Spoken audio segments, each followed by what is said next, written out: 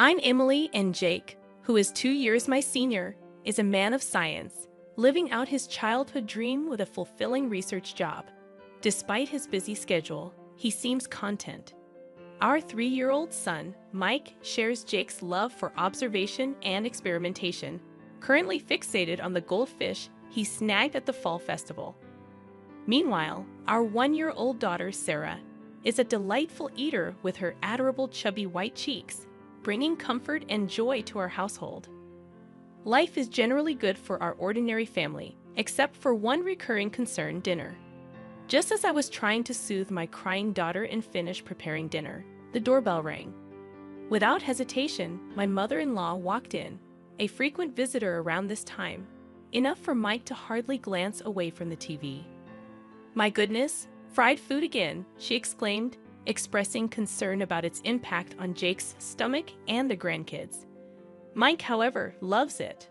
My mother-in-law swiftly took charge, offering a creamy vegetable stew and minestrone, enough to last for at least 3 days. As she set the table, my spirits sank at the sight of the mostly carrot and cabbage-filled stew. Interrupting my thoughts, she insisted I pack up the food she brought. Despite its lack of appeal, wasting food was not an option. This routine, familiar since her last unexpected visit, where she swapped my clam chowder for her fried chicken, concluded with her leaving without acknowledging her grandchildren. After she left, my son softly remarked, "Grandma took my fried chicken again." My heart ached at his sad face, but I assured him there was a little meat left. As I heated up the oil, I felt relieved seeing my son's joyful reaction to the promise of more food. Yet beneath the surface, my dissatisfaction lingered. My mother-in-law's intrusion had escalated since my marriage, peaking over the last year. Each week, unannounced during dinner prep, she would criticize my cooking and parenting, leaving her cream stew behind. In the past 6 months, she started taking our food home, undermining our meals. As I juggled baby food and distracted the kids, the tough task of cooking continued. My family's happiness kept me going, but my fried chicken, braised pork, mapo tofu, and hamburgers, all of it, ended up in her hands. I inherited a love for cooking from my restaurant-running family, particularly my dad, who taught me the art. Confident in my culinary skills, I firmly believe that my cooking surpasses my mother-in-law's overly sweet cream stew. However, since Mike, our son, entered the picture, I've found it challenging to assert myself against his grandmother. When Jake, my husband, returns home after the kids have gone to sleep, he grimaces at dinner. With only Mike's share of fried chicken remaining, I serve Jake a generous portion of the cream stew, resigned to the fact that it's what my mother-in-law brings over. Frustrated by having my skills undermined, I express my discontent to Jake, urging him to tell his mother if he doesn't like it. Jake, as non-committal as ever, pokes at the stew, avoiding confrontation with his mother. Despite her intrusion during Sarah's nap time and taking away Mike's favorite foods, Jake rationalizes it by mentioning her loneliness since his father's passing 2 years ago. I sigh deeply, realizing Jake tends to avoid confrontation when his mother is involved. The only relief is that she hasn't suggested moving in yet. Tired of the routine, my mother-in-law surprises me with a different proposition during one of her dinner visits. She announces that everyone will gather at our place for Christmas this year, a departure from the usual family reunions at her brother-in-law's or her childhood home. Responding with little enthusiasm, I wonder how she plans to host the gathering. She frowns at my apparent lack of understanding and declares that I'll be helping too, assigning me tasks for the 24th. Despite my quick objections, she dismisses my concerns, suggesting I use a baby carrier for Sarah. Not only am I expected to clean up, but I'm also entrusted with preparing the full-course Christmas meal, with a strict warning against repackaging store-bought food or serving anything that tastes bad. Stunned by the audacity of her decision, I try to object, but my mother-in-law, satisfied with her directives, leaves abruptly. When I share the news with Jake that night, he is as bewildered as I am. We contemplate her plans to host a Christmas party, inviting relatives from both his dad's and her sister's families. Frustrated, I finally lose my temper, expressing my feelings of always being pushed around. Jake, realizing the severity of the situation, goes silent and, with a resigned sigh, agrees to handle the cleaning and entertaining of relatives. I'm relieved to hear Jake's proposal. It provides some direction. However, he adds a request. Can you still cook the full-course Christmas meal? Jake gazes at the meatloaf his mother-in-law left for us, making it hard to refuse. After some hesitation, I reluctantly agree. Just for this year, let's keep Mom's reputation intact. Plus, everyone in the family loves your cooking, he pleads. Fine, just for this year. Thanks, man. I can't wait for Emily's Christmas feast, he says cheerfully. I brace myself, knowing it's just for this time, and agree to prepare a full-course Christmas meal. When I inform my mother-in-law that Jake will stay over to help with cleaning, she makes a displeased face, commenting on how the man of the house shouldn't do such things. Despite her discontent, she seems reasonably satisfied seeing Jake bustling around at his parents' home for my sake. Then comes Christmas lunchtime. Emily, is the corn soup ready? I'm preparing the croutons now. I respond, scurrying around the kitchen to get the carpaccio and corn soup ready. You're so inefficient. I'll bring the food myself, she declares. I'm sorry. If you're going to complain, try preparing a meal for 20 people. It's really exhausting. Finally, the serving is done, and I sit down at the party. Jake, having put our daughter down for a nap in another room, has been supportive. Preparing a full-course Christmas meal for 20 people was challenging, but it feels good to see everyone enjoying my cooking. However, that good feeling lasts only a moment. This quiche looks so beautiful. It's like something you'd buy. Thank you. Geez, you're good at flattery. This carrot slaw is perfectly balanced with the vinegar. The orange scent really freshens up your mouth. That's because Christmas meals tend to be rich, so I made it a bit more acidic. Something's off. Every time someone tries to compliment my Christmas cooking, mother-in-law interrupts. Something is not right, she declares, revealing the source of this awkwardness. Sophia, father-in-law's sister, comments, Emily, mother-in-law, is such a great cook, isn't she? Confused, I let out a dumbfounded sound. Unperturbed, Sophia continues her story. Did Olivia make this entire Christmas feast? That's amazing. Huh? I haven't cooked a full-course Christmas meal in ages. I was going to leave it to my daughter-in-law, but she's absolutely terrible in the kitchen and never comes by, even when I offer to teach her. Mother-in-law talks about struggles she never even faced, leaving me puzzled. Oh, Emily, you should really take after Olivia while she's still well. Jake might miss the taste of home sometimes, you know. The way to a man's heart is through his stomach. Daniel, a relative hanging around, laughs as if mocking me. You know, Olivia, that pork belly stew you made last time was delicious. It's amazing you can cook both Western and Japanese dishes. It's not that big of a deal, but I'm glad you enjoyed it. Mother-in-law smiles and feigns humility. That pork belly stew was clearly my creation. As I stand there astonished, she mouths, "Go along with it." Apparently, she's been claiming all my dishes, including the Christmas feast, as her own and sharing them with the family. Now she wants me to be complicit in her lie.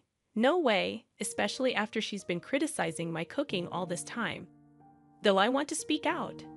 Overwhelmed by the crowd, I find myself speechless until my young son becomes my unexpected savior.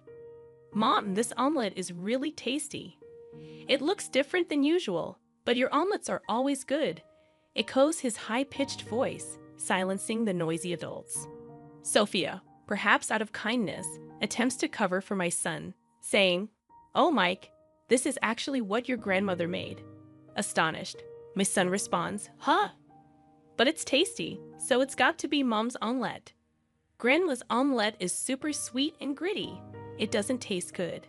He passionately insists, gesticulating wildly, leaving the adults exchanging puzzled glances. Panic ensues, and the mother-in-law tries to intervene, saying, "Emily, don't teach the child to lie." Excuse me? Who's the one lying here? Mom, am I a liar? Mike looks up at me, his face full of insecurity. That's when I feel my blood boil. Frustrated, I declare, Mike is not a liar. The one lying here is you, Grandma. Ha! She must not have expected me to stand up to her. My mother-in-law looks shocked as I stand up, pointing dramatically at the table. I made this entire Christmas feast, including the corn soup. Everything from start to finish. Naturally, the room erupts in response. My flustered mother-in-law begins to panic and yells, "Wait, wait, wait. Emily, you've been lying this whole time. Have you lost your mind?" I'm not lying, I assert. Sophia, pulled into this, looks up at me surprised. Yes, it was delicious. I made that too. You're terrible, stealing credit for Jake's mom's cooking and trying to set her up. You're the worst daughter-in-law, I accuse. Attempting to defend herself, my mother-in-law hesitates, then shouts, "It's a secret family recipe. I can't tell you in public." The relatives, initially disgusted by our petty fight, start to see who was in the right. But my husband Jake appears near the door, restraining me with a stern voice and face. "Emily, that's enough." My mother-in-law clings to Jake, looking like a tragic heroine. Jake, addressing his mother, says, "Mom, you're the awful one here. This entire Christmas feast Emily made all day while taking care of the kids. Trying to take credit for it is pretty low." Caught in the middle again, Sophia looks at the creamy stew, recalling how sweet it was. "Yeah, it was insanely sweet, wasn't it, Mom?" Seizing the opportunity, Jake reveals, if it's sweet, it's tasty. She's always been cautious about salt and oil, but uses sugar with no limits. So all her dishes taste like a block of sugar. The truth unfolds, exposing mother-in-law's lies. Disillusioned, the family realizes that all the recent dishes were likely made by me, not her. Mother-in-law, exposed for all her lies, panics and tries to appeal to Jake's emotions.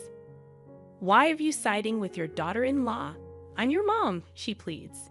The revelation leaves everyone in the family disillusioned with the mother-in-law. "I never wanted to say this, Mom.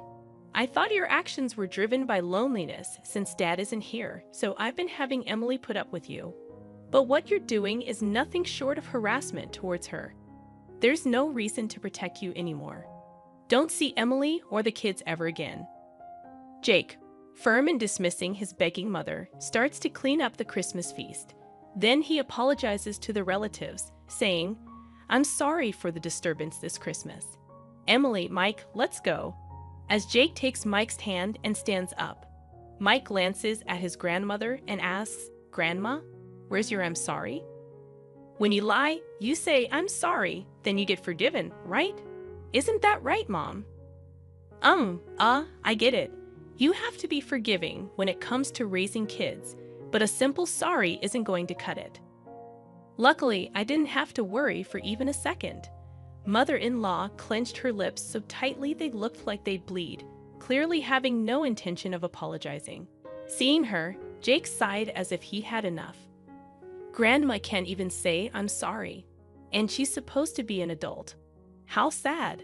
Let's go home and have Mom's delicious Christmas feast. Okay. We left behind a growling mother-in-law and confused relatives, carrying our sleeping daughter and the Christmas feast. As we left Mike's house, we went straight to my parents' place and served the Christmas feast. Everyone was delighted and ate with joy. This is what I had been striving for, so my heart was full. Jake, of course, apologized profusely and promised never to let us meet his mother-in-law again. Apparently, the atmosphere at my house remained awkward.